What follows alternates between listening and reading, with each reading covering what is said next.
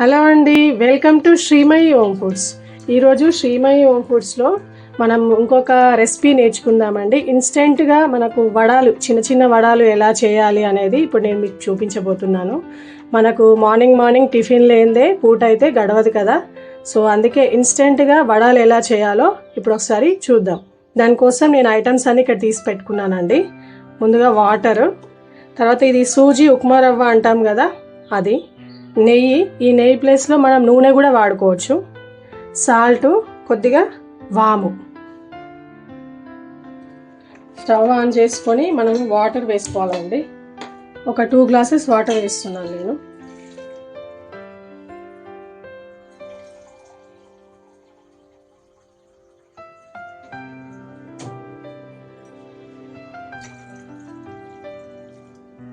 Two glasses water వేసాను.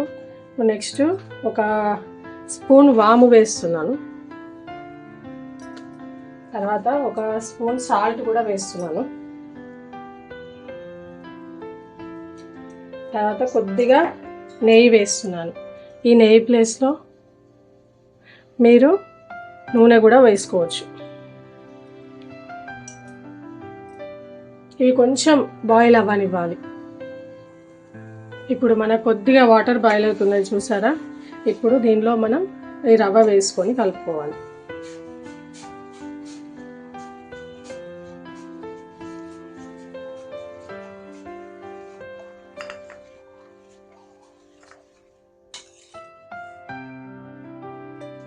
Glasses వాటర్కి నాకు 1.5 కప్పు రవ్వ పట్టేలాగా ఉందండి.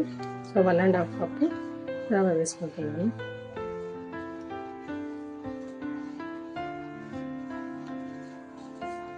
కొంచెం ఇది మెత్తగానే ఉడకనివ్వాలి మనం.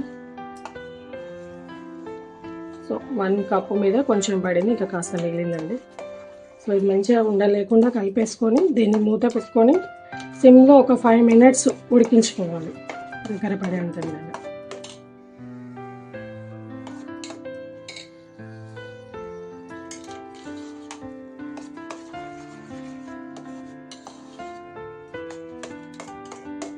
నేను ఇప్పుడు ఒక 5 మినిట్స్ మూత పెట్టి మగ్గనిద్దాం.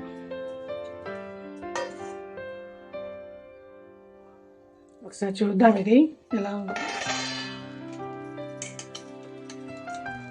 మంచిగా అయిపోయిందండి, మెత్తగా కూడా అయింది.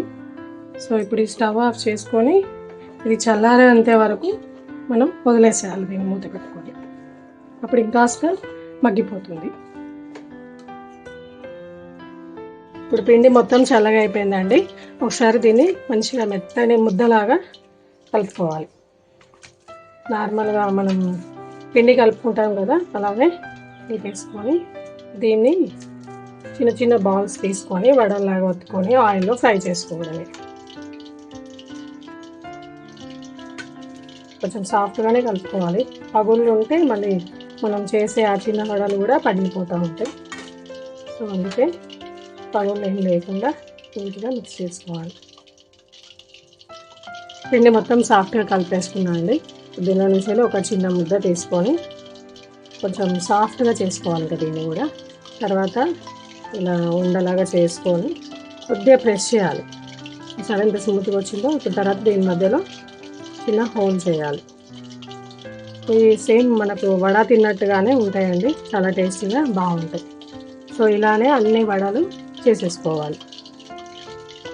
కొంచెం మధ్యలో చేయి తడుపుకోవాలండి వాటర్ తోటి, లేదంటే పిండి అనేది మన చేతికి అతుకుతుంది. సో వడలు మొత్తం ఇలానే ప్రిపేర్ చేసుకొని ఆయిల్లో డీప్ ఫ్రై చేసుకోవాలి. దీని పల్లీ చట్నీతో కానీ, నార్మల్గా ఈవినింగ్ స్నాక్స్కి తినేది ఉంటే టమాటో సాస్తో కానీ తింటే చాలా టేస్టీగా బాగుంటుంది. అప్పటికప్పుడు చేసే ఈ వడలు ఎంతో టేస్టీగా బాగుంటాయి, మనకు పని కూడా తొందరగా అయిపోతుంది.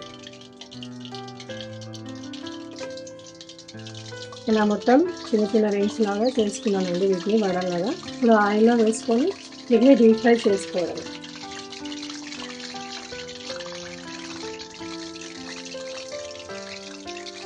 ఆయిల్కి సరిపడా ఎన్ని పడితే అన్ని వేసుకోవచ్చు.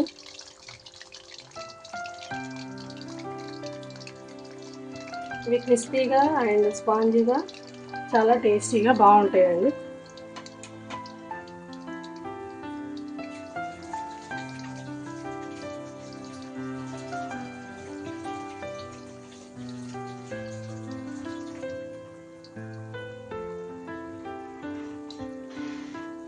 పిల్లలకు కూడా బాగా నచ్చుతాయండి. ఉప్మా తినమంటే ఎవరు తినరు కదా. ఉప్మా చేసినంత టైంలోనే ఇది కూడా రెడీ అవుతుంది. మనకి మొత్తం ఫ్రై అయిపోయినాయండి. ఇది బాగా కలర్ ఏం డార్క్గా రావు, కొంచెం వైటిష్గానే ఉంటుంది. నాకు ఇవి ఫ్రై కావడానికి ఈజీగా ఒక 10 to 12 minutes అలా పట్టిందండి.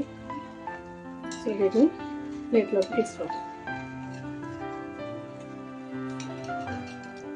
నేను ఇక్కడ ముందుగానే చట్నీ అండ్ కారపొడి వేసి పెట్టానండి.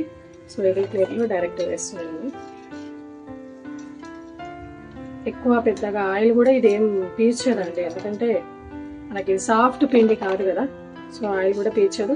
కొంచెం క్రిస్పీగా, కొంచెం మెత్తగా బాగుంటాయి చాలా.